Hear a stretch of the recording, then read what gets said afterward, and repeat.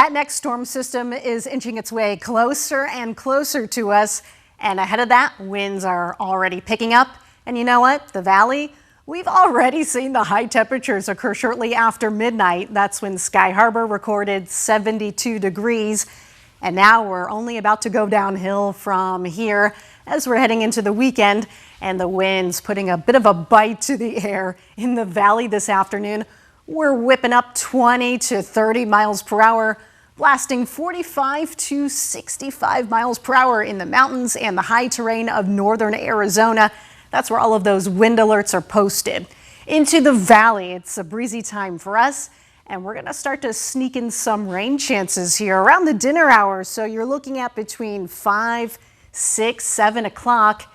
I wouldn't completely rule that out. Not a washout, but yes, there are going to be parts of the valley to see some isolated showers. So let's time that out. Here's the futurecast right now. Nothing across the lower deserts. We stop it again at 6 p.m.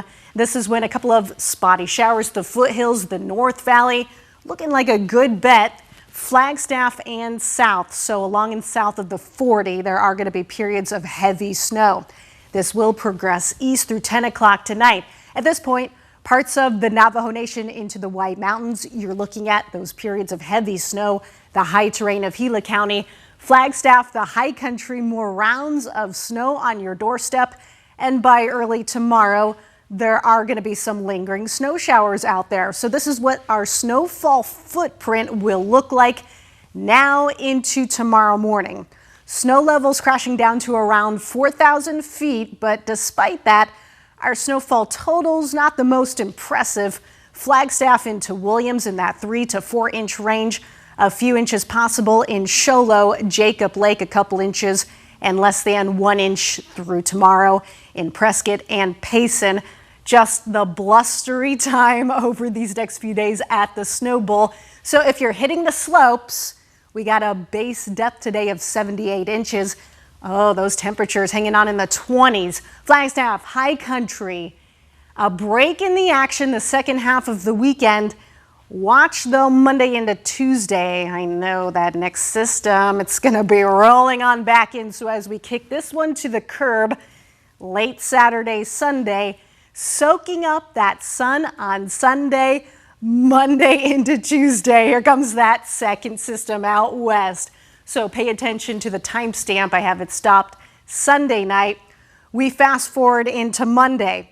So, okay, northern Arizona, the mountains, the high deserts, you're looking at that next round of rain, mountain snow, and then the Navajo Nation through the White Mountains. That's going to linger into Tuesday.